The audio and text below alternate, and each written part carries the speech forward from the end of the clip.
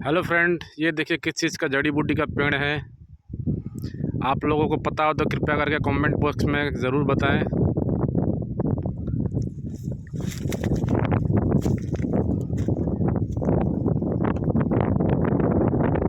ये देखिए, और आपको हम इसका फल भी दिखा रहे हैं, नीचे तोड़ कर रखे हुए हम भी।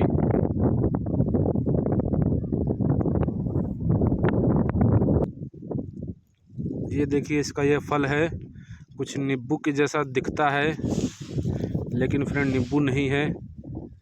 ये आप देख सकते हैं किस तरह से इसका है। आप सभी को पता है तो कृपया करके कमेंट बॉक्स में ज़रूर बताएं।